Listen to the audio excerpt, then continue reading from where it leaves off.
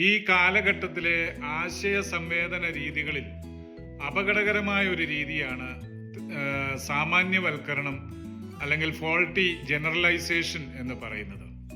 അതായത് പരിമിതമായതോ അപര്യാപ്തമായതോ ആയ തെളിവുകളിൽ നിന്ന് വിശാലമായ നിഗമനങ്ങളിൽ എത്തിച്ചേരുന്ന ഒരു രീതി.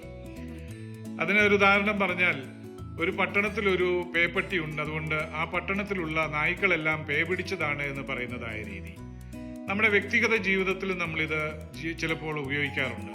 അതായത്, എന്നെ ആർക്കും വേണ്ട, ഞാൻ പറയുന്നത് ആരും കേൾക്കുന്നില്ല, ഞാൻ എന്ത് ചെയ്താലും അത് തെറ്റാകുന്നു എന്നൊക്കെ പറഞ്ഞുകൊണ്ട് നമ്മെ തന്നെ അടിച്ചിരുത്തുന്ന രീതി. എന്നാൽ ആയുസിന്റെ ഈ നാൾ വരെയും നമ്മളെ ശ്രദ്ധിക്കുകയും നമ്മോട് കൂടെ നിൽക്കുകയും ചെയ്ത എത്രയോ മനുഷ്യർ നമ്മൾ ചെയ്ത എന്തെല്ലാം കാര്യങ്ങൾ സക്സസ് ആയിരിക്കുന്നു.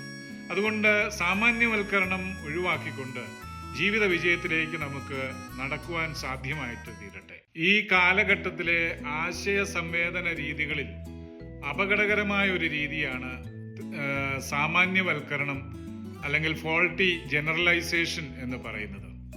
അതായത് പരിമിതമായതോ അപര്യാപ്തമായതോ ആയ തെളിവുകളിൽ നിന്ന് വിശാലമായ നിഗമനങ്ങളിൽ എത്തിച്ചേരുന്ന ഒരു രീതി. അതിനൊരു ഉദാഹരണം പറഞ്ഞാൽ, ഒരു പട്ടണത്തിൽ ഒരു പേപ്പട്ടി ഉണ്ട്, അതുകൊണ്ട് ആ പട്ടണത്തിലുള്ള നായ്ക്കളെല്ലാം പേ പിടിച്ചതാണ് എന്ന് പറയുന്നതായ രീതി. നമ്മുടെ വ്യക്തിഗത ജീവിതത്തിൽ നമ്മളിത് ചിലപ്പോൾ ഉപയോഗിക്കാറുണ്ട്.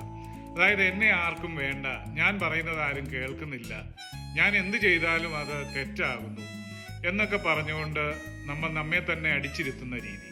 എന്നാൽ ആയുസിന്റെ ഈ നാൾ വരെയും നമ്മളെ ശ്രദ്ധിക്കുകയും നമ്മോട് കൂടെ നിൽക്കുകയും ചെയ്ത എത്രയോ മനുഷ്യർ നമ്മൾ ചെയ്ത എന്തെല്ലാം കാര്യങ്ങൾ സക്സസ് ആയിരിക്കുന്നു.